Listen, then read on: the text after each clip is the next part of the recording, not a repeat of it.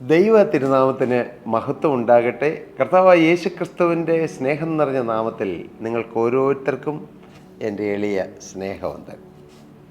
കർത്താവ് നിങ്ങളെ ഓരോരുത്തരെയും നിറപടിയായി അനുഗ്രഹിക്കട്ടെ.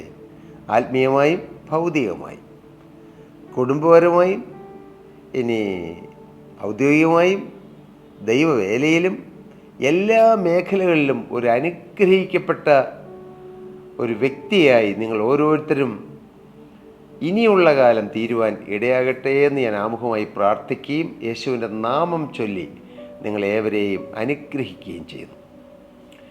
ജിപ്സി സ്മിത്ത് എന്ന ഒരു അനുഗ്രഹീതനായ ദേവദാസനെ കുറിച്ച് നിങ്ങൾ കേട്ടിട്ടുണ്ടാകുമോ? വായനാശീലമുള്ളവർക്ക് ഓർക്കാൻ ഇടയുണ്ട്. അദ്ദേഹം ഒരിക്കൽ ഇപ്രകാരം പറഞ്ഞു: വേദപുസ്തകത്തിൽ പ്രധാനമായും 4 സുവിശേഷമാണ് സൂചിപ്പിച്ചിരിക്കുന്നത്, പക്ഷേ 5 സുവിശേഷമുണ്ട്. ആളുകൾ അമ്പരപ്പോടെ അതൊക്കെ കേട്ടു. മത്തായി സുവിശേഷം, മർക്കോസ് എഴുതിയ സുവിശേഷം, ലൂക്കോസ് എഴുതിയ സുവിശേഷം, യോഹന്നാൻ എഴുതിയ സുവിശേഷം. ജിപ്സി സ്മിത്ത് ഇപ്രകാരം പറഞ്ഞു: 5 സുവിശേഷം. ഏതാണ് ഈ 5 സുവിശേഷം?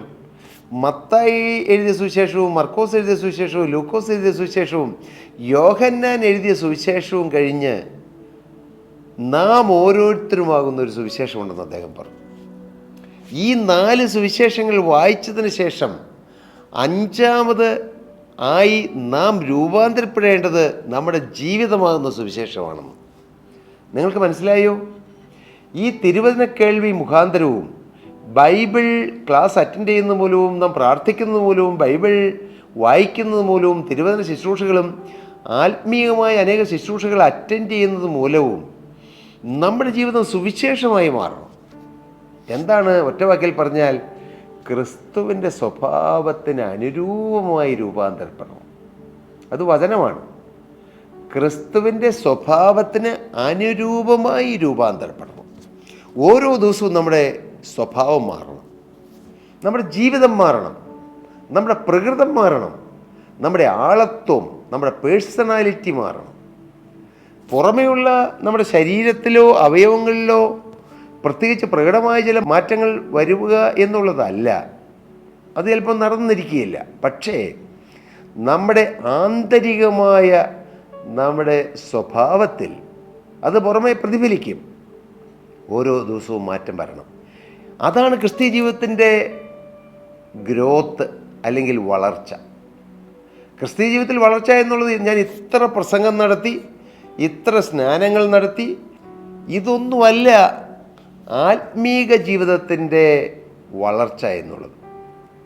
ക്രിസ്തുവിൻ്റെ സ്നേഹത്താൽ എത്രത്തോളം നാം നിറയപ്പെടുന്നു, ക്രിസ്തുവിൻ്റെ സ്വഭാവത്തോട് നാം എത്ര അടുത്തു വരുന്നു, നമ്മുടെ സ്വഭാവത്തിലും പ്രകൃതത്തിലും കാതലായ രൂപാന്തരം എന്തെല്ലാം വരുന്നു, ഇതെല്ലാമാണ് നമ്മുടെ ഓരോ ആത്മീയ ശുശ്രൂഷ കൊണ്ട് നാം നേടിയെടുക്കേണ്ടത്. എന്നാൽ ഒരുപക്ഷെ ഈ ലക്ഷ്യത്തിൽ നിന്നും മാറി അകന്ന് ദൂരവേ യാത്ര ചെയ്യുന്നവരുണ്ടാകുമോ? ഉണ്ടാകാം, ഉണ്ടാകട്ടെ. പക്ഷേ നമുക്ക് ഓരോരുത്തർക്കും ചില തീരുമാനങ്ങൾ എടുക്കാം.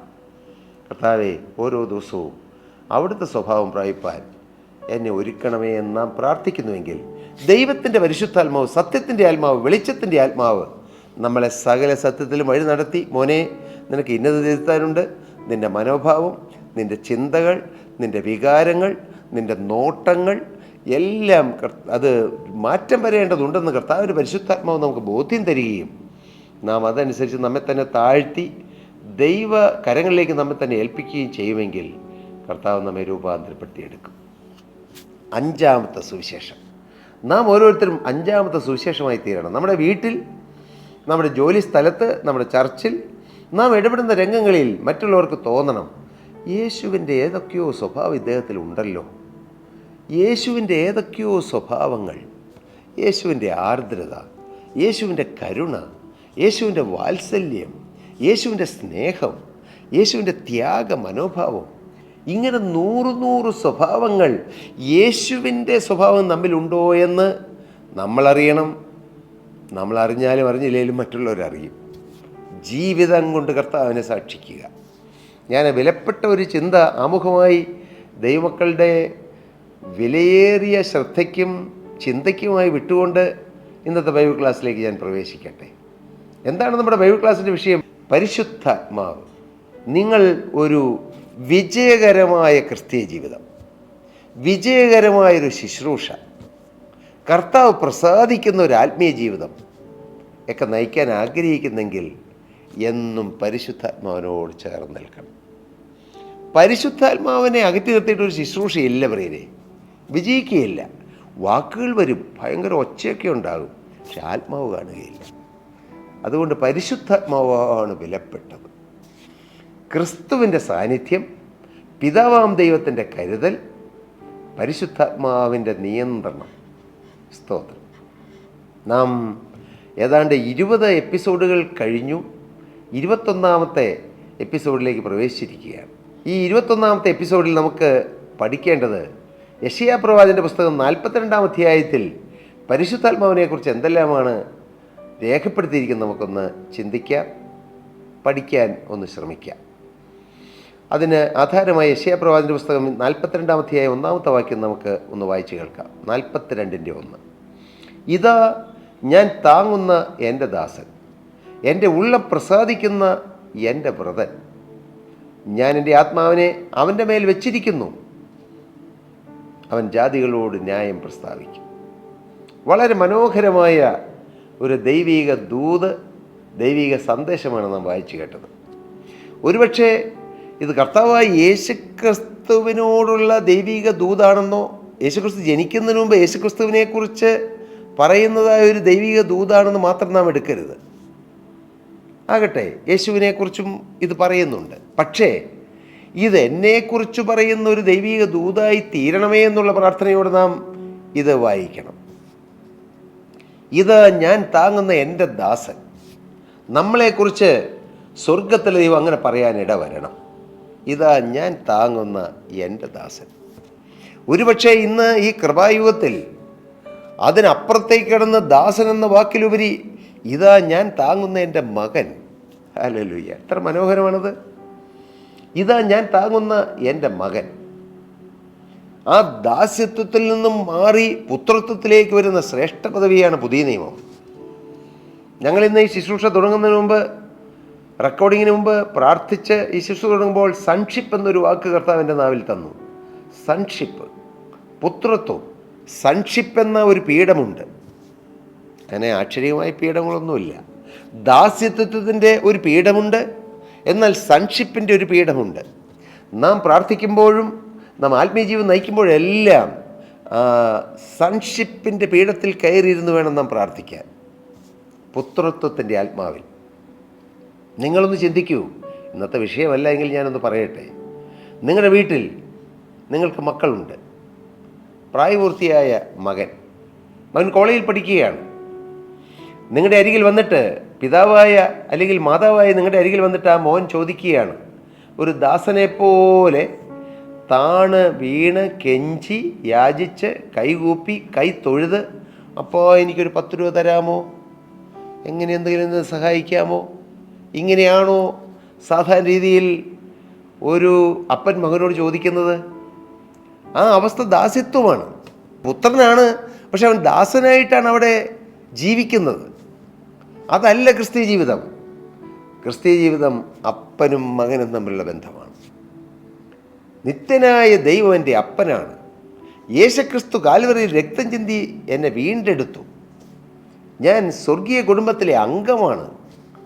കർത്താവിന് സ്തോത്രം. ആ ഒരു ബന്ധത്തിൽ നിന്നുകൊണ്ട് വേണം പ്രാർത്ഥിക്കാൻ. അപ്പാ എന്ന് വിളിക്കണം. അപ്പാ എന്ന് വിളിക്കുന്നതിൽ എളിമയോടെ വിളിക്കാം, കുഴപ്പമൊന്നുമില്ല. അതൊന്നും കുഴപ്പമൊന്നുമില്ല. കാരണം അപ്പനോട് ബഹുമാനം വേണം, സ്നേഹം വേണം, എളിമ വേണം.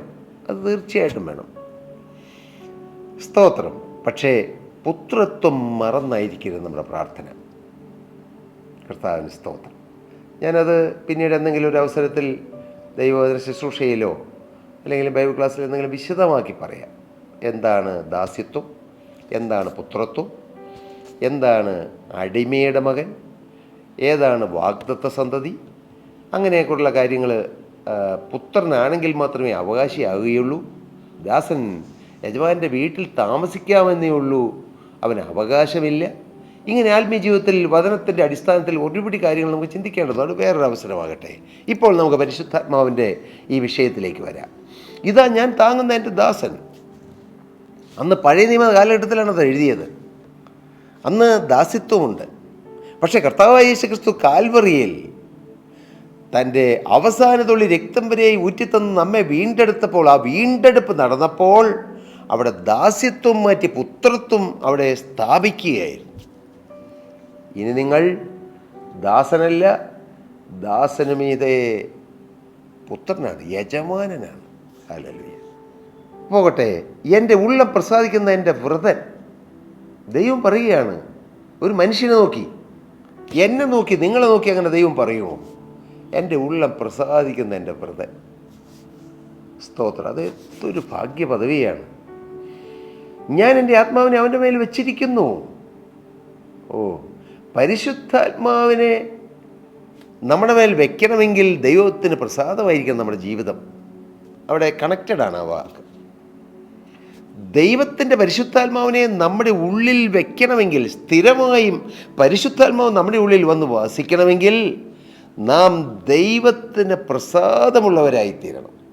ദൈവം പ്രസാദിക്കുന്ന ജീവിതം നയിക്കുമ്പോഴാണ് പരിശുദ്ധാത്മാവ് നമ്മുടെ ഉള്ളിൽ വന്ന് വസിക്കുന്നത്, ചുരുക്കി പറഞ്ഞാൽ. ഇനി തിരിച്ചും പരിശുദ്ധാത്മാവ് നമ്മുടെ ഉള്ളിൽ വന്ന് വസിക്കുമ്പോഴാണ് നമുക്ക് ദൈവത്തെ പ്രസാദിപ്പിക്കുവാൻ കഴിയുന്നത്. ഇത് രണ്ടും ഇൻ്റർ കണക്റ്റഡാണ്, രണ്ട് പൂരകങ്ങളാണ്. കർത്താവ്, നിങ്ങൾക്കത് മനസ്സിലായോ? രണ്ടിനും അർത്ഥങ്ങളുണ്ട്. പരിശുദ്ധാത്മാവ് നമ്മുടെ മേൽ വരണമെങ്കിൽ, നമ്മൾ വന്ന് വസിക്കണമെങ്കിൽ ദൈവം നമ്മിൽ പ്രസാദിക്കണം. അതൊരു സത്യമാണ്. എന്നാൽ തിരിച്ചും പരിശുദ്ധാത്മാവ് നമ്മുടെ ഉള്ളിൽ വന്ന് വസിക്കുമ്പോഴാണ് തിരിച്ച് നാം ദൈവത്തെ പ്രസാദിക്കുന്നവരായിത്തീരുന്നത്. തുടർന്നും പ്രിയപ്പെട്ടവരെ, ഇത് വലിയൊരു ആത്മീയ മർമ്മമാണ്. ഹല്ലേലൂയ. നാം ദൈവത്തെ പ്രസാദിപ്പിക്കുന്നവരാണോ? ഒരു മനുഷ്യൻ ഏതിനോട് തോൽക്കുന്നുവോ അതിൻ്റെ അടിമയാണ്. അങ്ങനെ വചനം പറയുന്നു. നാം ദൈവത്തിൻ്റെ ദാസനാണ്, അല്ലെ ദൈവത്തിൻ്റെ മകനാണെന്നെല്ലാം നാം പറയുമെങ്കിലും നാം എവിടെയെങ്കിലും തോക്കുന്നുണ്ടോ? തോക്കുന്നുണ്ടെങ്കിൽ അടിമത്തം വരികയാണ്. ഒരു മനുഷ്യൻ ഏതിനോട് തോൽക്കുന്നുവോ, ഞാൻ പറയുന്ന ഒരു ചെറിയ കാര്യത്തിലും തോറ്റുപോയി അപ്പോഴത്തേക്കും അടിമത്തം വരും എന്നല്ല ഉദ്ദേശിച്ചത്. പക്ഷെ നിരന്തരമായി നാം ഏതെങ്കിലും കാര്യത്തിൽ തോൽക്കുന്നു, ദൈവത്തിൻ്റെ ആത്മാവ് നമുക്ക് ബോധ്യം തന്നിട്ടും വീണ്ടും വീണ്ടും തോൽക്കുന്നു, നാം അതിനോട് വിട്ടുമാറുന്നില്ല, എങ്കിലും നാം അടിമത്തത്തിലേക്ക് പോവുകയാണ്. ഒരു മനുഷ്യന് ഒരു സമയത്ത് ഒരാളുടെ അടിമത്തത്തിൽ കഴിയാൻ പറ്റൂ, ഇല്ലേ? ഒരു യജമാൻ്റെ അടിമത്തത്തിൽ കഴിയാൻ പറ്റൂ. ഒന്നുകിൽ നിങ്ങൾ ക്രിസ്തുവിൻ്റെ ആ ഒരു കൺട്രോളിൽ, നിയന്ത്രണത്തിൽ, ഇല്ലെങ്കിൽ പിശാചിൻ്റെ കൺട്രോളിൽ. ഒരു സമയത്ത് രണ്ടും കൂടെ നടക്കത്തില്ല. അതുകൊണ്ട് നാം ഏത് കൺട്രോളിലാണ് നിൽക്കുന്നതെന്ന് നാം ചിന്തിക്കണം. അങ്ങനെ പരിശുദ്ധാത്മാവ് വരുവാൻ തക്കവണ്ണം ദൈവം പ്രസാദിക്കുന്ന ദൈവത്തിൻ്റെ ഭക്തന്മാരായി നമുക്ക് നിൽക്കാം. അങ്ങനെ നിന്നാൽ എന്തെല്ലാം സംഭവിക്കും? ഈ ആത്മാവിനെ നമ്മുടെ മേൽ വെച്ച് കഴിയുമ്പോൾ എന്തെല്ലാം സംഭവിക്കും? അവൻ ജാതികളോട് ന്യായം പ്രസ്താവിക്കുന്നവനായിത്തീരും. He shall bring forth judgment to the Gentiles. അവൻ ജാതികളോട് ന്യായം പറയും, ജഡ്ജ്മെൻറ്റ് നടത്തുകയും ചെയ്യും. എന്താണ് ന്യായമെന്ന് പറഞ്ഞു കൊടുക്കും. മാത്രമല്ല അവൻ ന്യായപാലനം നടത്തുവാൻ തക്കോണം ദൈവം അവനെ വിട്ടു. അതാ പരിശുദ്ധാത്മാവുള്ളവൻ ഒരു കാര്യത്തിൽ ഇടപെട്ട് ഒരു ന്യായം പറഞ്ഞാൽ അത് ശരിയായിരിക്കും. പരിശുദ്ധാത്മാവുള്ള ഒരാൾ ഭൗതികമാകട്ടെ ആത്മീയമാകട്ടെ സഭയിലുള്ളവരെയോ മറ്റാരുടെയും കാര്യത്തിൽ ഇടപെട്ടാൽ പരിശുദ്ധാത്മാവ് സത്യം പറഞ്ഞു കൊടുക്കും. പക്ഷെ നാം എന്ത് ചെയ്യണം? പരിശുദ്ധാത്മാവ് ഉള്ളിലുള്ള ഒരു ദൈവത്തിൻ്റെ വ്രതൻ പറയുമ്പോൾ അത് അംഗീകരിക്കുകയും അനുസരിക്കുകയും ചെയ്യണം. എന്നാൽ ചിലരെല്ലാം അതൊക്കെ ജഡീകമായി കാണും. അത് അദ്ദേഹത്തിൻ്റെ അഭിപ്രായമായിരിക്കും. അതിപ്പോൾ ഞാൻ എന്ത് ചെയ്യണം, അങ്ങനെയൊക്കെ ചിന്തിക്കും. പക്ഷെ പരിശുദ്ധാത്മാവാണ് ആ ദേവദാസനിലൂടെ, ആ ദൈവത്തിൻ്റെ വ്രതരിലൂടെ സംസാരിച്ചതെങ്കിൽ നാം അത് തുച്ഛീകരിച്ച് കളയുന്നത് നല്ലതല്ല. കർത്താവിന് സ്തോത്രം. അത് ദൈവം കൊടുക്കുന്ന ഒരു ദൈവിക അധികാരമാണ്. ഈ ആത്മാവിനെ സ്ഥിരമായി ആ മനുഷ്യൻ്റെ, ആ വ്യക്തിയുടെ ഉള്ളിൽ വസിക്കാനുള്ള ഇടം കിട്ടിക്കഴിയുമ്പോൾ അവൻ ന്യായം പ്രസ്താവിക്കും, അവൻ ന്യായം പറയും. മാത്രമല്ല യെശയ്യാ 42:2 പറയുന്നു, അവൻ നിലവിളിക്കുകയില്ല, ഒച്ചയുണ്ടാക്കുകയില്ല, തെരുവീതിയിൽ തൻ്റെ ശബ്ദം കേൾപ്പിക്കുകയുമില്ല. 3, ചതഞ്ഞോടെ അവൻ ഒടിച്ചു കളയുകയില്ല, പുകയുന്ന തിരി കെടുത്തു കളയുകയില്ല. അവൻ സത്യത്തോടെ ന്യായം പ്രസ്താവിക്കും, ഭൂമിയിൽ ന്യായം സ്ഥാപിക്കും വരെ അവൻ തളരുകയില്ല, അധൈര്യപ്പെടുകയില്ല. അവൻ്റെ ഉപദേശത്തിനായി ദ്വീപുകൾ കാത്തിരിക്കും. ഏതെല്ലാം കാര്യങ്ങളാണ് പറയുന്നത്. ഈ പരിശുദ്ധാത്മാവ് നമ്മുടെ ഉള്ളിൽ സ്ഥിരമായി വന്നു കഴിയുമ്പോൾ അത്ഭുതകരമായ ഒരു ദൈവിക അധികാരവും ഒരു ദൈവിക നിയന്ത്രണവും നമ്മുടെ മേൽ വരികയാണ്. അത്ര പ്രഷ്യസാണ് ഈ പരിശുദ്ധാത്മാവ്. ഹല്ലേലൂയ. അതുകൊണ്ട് പരിശുദ്ധാത്മാവിനെ ദുഃഖിപ്പിക്കരുത്. പരിശുദ്ധാത്മാവ് വന്നു കഴിയുമ്പോൾ നാം ആള് മാറിയവരെ പോലെയാകും. ഭൂമിയിൽ വലിയ അധികാരങ്ങളോ ഭൂമിയിൽ വലിയ സ്വാധീനങ്ങളോ രാഷ്ട്രീയമായോ മതപരമായോ സാമൂഹികമായോ അല്ലെങ്കിൽ മറ്റ് ഉന്നതരായ ആളുകളുമായി നമുക്ക് സ്വാധീനം വന്നില്ലെങ്കിലും വരണം നിർബന്ധമൊന്നുമില്ല, വന്നില്ലെങ്കിലും സാരമില്ല. പക്ഷേ പരിശുദ്ധാത്മാവ് ഉള്ളിലുള്ള സ്ഥിരമായി പരിശുദ്ധാത്മാവിൽ വസിക്കുന്ന ഒരു ദൈവത്തിൻ്റെ മേൽ ദൈവം കൊടുക്കുന്ന ചില അധികാരങ്ങളുണ്ട്. അവൻ ചുമ്മാ നിലവിളിക്കൊന്നുമില്ല. നിലവിളിക്കുന്ന പറഞ്ഞാൽ കൊച്ചു കൊച്ചു കാര്യത്തിന് നിരാശയുടെ കരച്ചിൽ അവൻ കരയുകയില്ല, ആവശ്യമില്ലാതെ കരയുകയില്ല. കൊച്ചു കൊച്ചു കാര്യങ്ങൾ വരുമ്പോൾ ഈ ഭൂമിയിലെ മനുഷ്യർ കുഞ്ഞു കുഞ്ഞു കാര്യങ്ങൾ കാണുമ്പോൾ കരഞ്ഞ് നിലവിളിച്ച് എന്നുപോലെ അവൻ നിലവിളിക്കുകയില്ല. കാരണം അവൻ ഉറപ്പുണ്ട്, ജീവനുള്ള ദൈവം എൻ്റെ കൂടെയുണ്ട്. കരയേണ്ട ചില സാഹചര്യങ്ങളിലും ദൈവം ആ കരച്ചിൽ മാറ്റി എന്നെ മറുകരി എത്തിക്കുമെന്നുള്ള ഉറപ്പ്. അവൻ നിലവിളിക്കുകയില്ല, അവൻ വെറുതെ ഒച്ച ഉണ്ടാക്കിയില്ല, ചുമ്മാ ഒച്ച ഉണ്ടാക്കിയില്ല, വ്യർത്ഥമായ ഒച്ച ഉണ്ടാക്കിയില്ല. അവൻ്റെ ഉള്ളിൽ പക്വതയുണ്ട്, അവനൊരു ഇരുത്തമുണ്ട്, അവനൊരു പക്വമതിയായി നിൽക്കും. എൻ്റെ ദൈവം ഉണ്ടെന്നുള്ള ഉറപ്പ്. എന്തെല്ലാം മല പോലെയുള്ള പ്രശ്നങ്ങൾ വന്നാലും എൻ്റെ ദൈവം എൻ്റെ കൂടെയുണ്ട്. ഒറ്റയ്ക്ക് നിൽക്കേണ്ടി വന്നാലും അവൻ ഒറ്റയ്ക്കല്ല, സർവശക്തൻ കൂടെയുണ്ടെന്നുള്ള ഉറപ്പും ധൈര്യവും. അവൻ ഒച്ച വയ്ക്കുകയില്ല, തെരുവീതിയിൽ തൻ്റെ ശബ്ദം കേൾപ്പിക്കുകയുമില്ല. എന്താ അത്? അവൻ തെരുവീതിയിൽ പോയി സമരം ഉണ്ടാക്കുവോ, അവൻ ബഹളം ഉണ്ടാക്കുവോ, അവന് ആൾക്കാരെ കൂട്ടി ഉണ്ടായിസ് കൊടുക്കുവോ അല്ലെങ്കിൽ കൊട്ടേഷൻ കൊടുക്കുവോ? അങ്ങനെയൊന്നും ചെയ്യല. എതിരായി സമരം വയ്ക്കുകയോ കുറുവടി എടുക്കുകയോ അങ്ങനെയൊന്നും ചെയ്യല. ദൈവാത്മുള്ളവൻ അവൻ ഒറ്റയ്ക്ക് നിന്നാൽ അവനറിയാം സ്വർഗസേനകൾ അവൻ്റെ കൂടെയുണ്ട്. യഹോവ എൻ്റെ വെളിച്ചവും എൻ്റെ രക്ഷയുമാവുന്നു, ഞാൻ ആരെ ഭയപ്പെടും? യഹോവ എൻ്റെ ജീവൻ്റെ ബലം, ഞാൻ ആരെ പേടിക്കും? എൻ്റെ വൈരികളും ശത്രുക്കളുമായ ദുഷ്കർമ്മികൾ എൻ്റെ മാംസം തിന്നുവാൻ എന്നോട് അടുക്കുമ്പോൾ ഇടറി വീഴും. ഒരു സൈന്യം എൻ്റെ നേരെ പാളയമിറങ്ങിയാലും ഞാൻ ഭയപ്പെടുകയില്ല. എനിക്ക് യുദ്ധം നേരിട്ടാലും ഞാൻ നിർഭയമായിരിക്കും. ദാവീദിൻ്റെ ഉറപ്പാണ്. എന്തുകൊണ്ടാണ്? ദാവീദിൻ്റെ ഉള്ളിൽ ആത്മാവുണ്ടായിരുന്നു, പരിശുദ്ധാത്മാവ്. അത് ശക്തിയുടെ ആത്മാവാണ്. കോട്ടകളെ ഇടിക്കാൻ തക്ക ശക്തിയുള്ള ആത്മാവാണ് പരിശുദ്ധാത്മാവ്. അവൻ്റെ ശബ്ദം തെരുവിൽ കേൾക്കുകയില്ല. 3, അവൻ ചതഞ്ഞോടെ ഒടിച്ചു കളയുകയില്ല, പുകയുന്നതിന് കെടുത്തിക്കളയുകയില്ല. അത് ഈ ഭൂമിയിലുള്ള ചില ഓടക്കമ്പിനെ കുറിച്ചല്ല പറയുന്നത്, ഒരു ഭൂമിയിലുള്ള തിരിയെക്കുറിച്ചല്ല, മനുഷ്യ ജീവിതത്തെക്കുറിച്ചാണ് പറയുന്നത്. ബലഹീനരായ മനുഷ്യരെ അവൻ തള്ളിക്കളയുകയില്ല. കത്തിക്കൊണ്ടിരുന്ന തിരി അത് കെട്ടുപോയി, പുകഞ്ഞു തുടങ്ങി. നീ പുകഞ്ഞവനല്ലേ എന്ന് പറഞ്ഞ് അവനെ ഇറക്കി വിടുകയില്ല. അവനെയും ചേർത്ത് പിടിച്ച് അവൻ്റെയും ഈ പുകയുന്ന തിരി കത്തിച്ചു കൊടുക്കുവാനും ചതഞ്ഞ ഓടക്കമ്പ് പോലുള്ള മനുഷ്യജീവിതങ്ങളെ ബലപ്പെടുത്തുവാനും അവൻ ദൈവകരങ്ങളിൽ പ്രയോജനപ്പെടും. ഹല്ലേലൂയ, കർത്താവിന് സ്തോത്രം. നമുക്ക് വാസ്തവമായി ഒരു മനുഷ്യനെ ആത്മാർത്ഥമായി സ്നേഹിച്ച് അവനെ സഹായിക്കാൻ കഴിയണമെങ്കിൽ പരിശുദ്ധാത്മാവ് വേണം. ചുമ്മാ ഈ ലോകത്തിൽ എന്തോരം ആളുകൾ മറ്റുള്ളവരെ സഹായിക്കുന്നു, പക്ഷെ മറ്റുള്ളവരുടെ ഉള്ളിൽ അത് സ്പർശിക്കണമെന്നില്ല. നല്ലതാണ് കേട്ടോ, സഹായിക്കുന്നത് നല്ലതാണ്. പക്ഷേ പരിശുദ്ധാത്മാവ് ഉള്ള ഒരു ദൈവവേദൽ ഒരാളെ ആശ്വസിപ്പിക്കുകയോ ഒരാളെ കരുതുകയോ ഒരാളെ സ്നേഹിക്കുകയോ ഒരാളെ പ്രത്യേകം കരുതുകയോ ചെയ്യുമ്പോൾ അവർക്കത് മനസ്സിലാവും. ഒരു ദൈവീക കരുതൽ പോലെ, ഒരു അപ്പൻ്റെ കരുതൽ പോലെ, ഒരു അമ്മയുടെ കരുതൽ പോലെ അവർക്ക് ഫീൽ ചെയ്യും. എന്തുകൊണ്ടാണെന്നറിയുമോ? പരിശുദ്ധാത്മാവാണ് അത് നിർവഹിക്കുന്നത്. പറയുകയാണ്, ചതഞ്ഞോടെ അവൻ ഒടിച്ചു കളയുകയില്ല. ചില കാര്യത്തിൽ കരുത്തില്ലാത്ത അവരെ തള്ളിക്കളയുകയില്ല, അവൻ ചേർത്ത് പിടിക്കും. പുകയുന്ന തിരിക്ക് എടുത്ത് കളയുകയില്ല. നീ പുകഞ്ഞ പൊള്ളിയാ, നീ പുറത്തു പോകും, കളയില്ല. എങ്ങനെയും രക്ഷപ്പെടുത്തിയെടുക്കാൻ സ്നേഹിക്കും, ഉപദേശിക്കും, ചിലപ്പോൾ ശാസിക്കും, തർജ്ജനം ചെയ്യും, ചിലപ്പോൾ ചേർത്ത് പിടിക്കും, ചിലപ്പോൾ കരുതും. വിവിധ വഴിയിലൂടെ അവരെ രക്ഷിക്കാൻ നോക്കും. മാത്രമല്ല അവൻ സത്യത്തോടെ ന്യായം പ്രസ്താവിക്കും. കർത്താവിന് സ്തോത്രം. അവൻ ജാതികളോട് ന്യായം പ്രസ്താവിക്കുമെന്ന് ആദ്യം പറഞ്ഞു, എന്നാൽ ഇപ്പോൾ പറയുകയാണ് അവൻ സത്യത്തോടെ ന്യായം പ്രസ്താവിക്കും. അതൊന്നും വിശദീകരിക്കുന്നില്ല. 4-ാമത്തെ വാക്യം, ഭൂമിയിൽ ന്യായം സ്ഥാപിക്കുമ്പോൾ അവൻ തളരുകയില്ല. അവനൊരു കാര്യത്തിന് ഇറങ്ങിയാൽ, ഒരു കൂട്ടത്തെ രക്ഷിക്കുവാൻ, ഒരു ദേശത്തെ രക്ഷിക്കുവാൻ, കുറേ ആത്മാക്കളെ രക്ഷിക്കുവാൻ അവൻ ഇറങ്ങിത്തിരിച്ചാൽ ഭൂമിയിൽ ന്യായം, ദൈവത്തിൻ്റെ നീതി സ്ഥാപിക്കും വരെ അവൻ തളരുകയില്ല, അവന് അധൈര്യമുണ്ടാകുകയില്ല. എന്തുകൊണ്ട്? അവൻ്റെ ഉള്ളിൽ പരിശുദ്ധാത്മാവുണ്ട്, അധൈര്യമില്ല. അവൻ്റെ ഉപദേശത്തിനായി ദ്വീപുകൾ കാത്തിരിക്കും. നാടുകൾ പട്ടണങ്ങൾ അവനെ വിളിക്കും, ഒന്ന് വരാമോ, ഒന്ന് ഞങ്ങളോട് സംസാരിക്കാമോ, ഒന്ന് ഞങ്ങളുടെ ദേശത്ത് വരാമോ, ഒന്ന് ഞങ്ങളുടെ ഭവനത്തിൽ വരാമോ, ഒന്ന് ഞങ്ങൾക്ക് വേണ്ടി പ്രാർത്ഥിക്കാമോ, ഞങ്ങളുടെ കുടുംബത്തിന് വേണ്ടി ഒന്ന് ഇടനിലേൽക്കാമോ, ഞങ്ങൾക്ക് വേണ്ടി ഒന്ന് ഉപവസിച്ച് പ്രാർത്ഥിക്കാമോ. അങ്ങനെ ചോദിച്ചുകൊണ്ട് ആളുകൾ വരും. അഡ്വർടൈസ്മെൻ്റ് കൊടുക്കണ്ട. എങ്ങനെ? ഒറ്റ കാര്യം, പരിശുദ്ധാത്മാവ് വരുമ്പോൾ.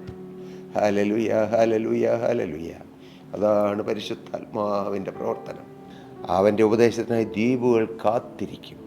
മോനെ, നീ തമേൽ ആത്മാവൊന്ന് നിറഞ്ഞാൽ നീ അടങ്ങിയിരിക്കില്ല, നിൻ്റെ വീട്ടിലിരിക്കില്ല, നിൻ്റെ വീട്ടിലെ 4 ചുവരിനുള്ളിൽ നീ തീരുകയില്ല, നിൻ്റെ സഭയിലെ 4 ചുവരുകൾക്കുള്ളിൽ നീ തീരുകയില്ല. മോനെ, നിന്നെ ദൈവം എടുത്ത് ഉപയോഗിക്കും. ദേശങ്ങൾക്ക്, രാജ്യങ്ങൾക്ക് സ്വർഗത്തിൻ്റെ ദൂത് കൊടുക്കുവാൻ, ആത്മാവിൻ്റെ ശബ്ദം കേൾപ്പിക്കുവാൻ, പ്രവചന ദൂതുകൾ വാരി വിതറിക്കൊടുക്കുവാൻ, സ്വർഗത്തിൽ നിന്ന് പ്രാപിച്ച് പകർന്നു കൊടുക്കുന്നവനായി തീരുവാൻ ഹല്ലേലൂയ ദൈവം തന്നെ ഉപയോഗിക്കും.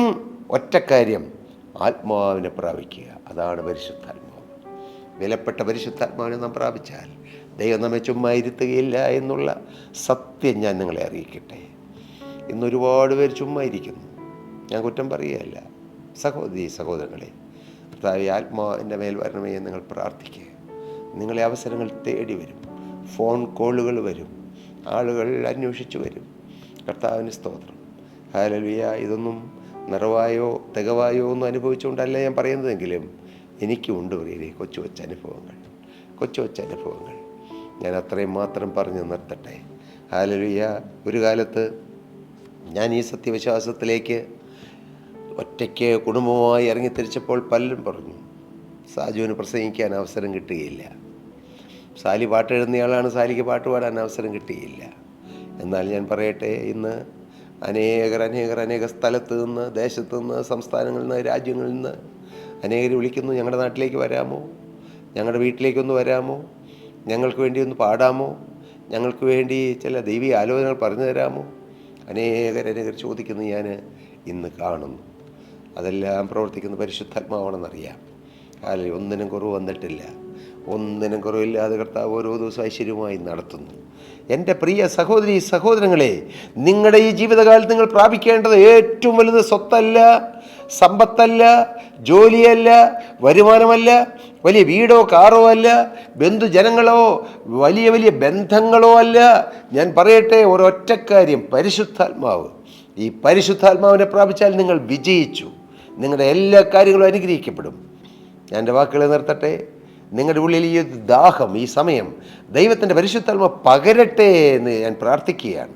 പരിശുദ്ധാത്മാവിനെ പ്രാപിപ്പാനുള്ള ദാഹം. അതിനുവേണ്ടി നമുക്ക് കാത്തിരിക്കാം, പ്രാർത്ഥിക്കാം, നമ്മെ തന്നെ ഒരുക്കാം, ദൈവത്തിൽ നമ്മെ തന്നെ എളിമപ്പെടുത്താം. ദൈവത്തിൻ്റെ വചനം പറയുന്നു, അന്ത്യകാലത്ത് ഞാൻ സകല ജഡത്തിന്മേലെ എൻ്റെ ആത്മാവിനെ പകരും. നിങ്ങളുടെ പുത്രന്മാരും പുത്രിമാരും പ്രവചിക്കും, നിങ്ങളുടെ വൃദ്ധന്മാർ സ്വപ്നങ്ങളെ കാണും. ആ നാളുകളിൽ ഞാൻ എൻ്റെ ദാസന്മാരുടെ മേലും ദാസിമാരുടെ മേലും കൂടെ ആ നാളുകളിൽ ഞാൻ എൻ്റെ ആത്മാവിനെ പകരും, അവരും പ്രവചിക്കും. ഇതെല്ലാം അന്ത്യകാലം നടക്കാൻ പോകുന്നതാണ്. അതുകൊണ്ട് നമുക്ക് ഈ കാലഘട്ടത്തിൽ ആത്മാവിന് വേണ്ടി കാത്തിരിക്കാം. അതിന് കർത്താവ് നമ്മെ ഓരോരുത്തരെയും സഹായിക്കട്ടെ എന്ന് പ്രാർത്ഥിച്ചുകൊണ്ടും അനുഗ്രഹിച്ചുകൊണ്ടും ഇന്നത്തെ ഈ ബൈബിൾ ക്ലാസ്സിന് വിരാമം കുറിക്കുന്നു. ദൈവം നിങ്ങളെ നിറവടിയായി അനുഗ്രഹിക്കുമാറാകട്ടെ. സ്തോത്രം.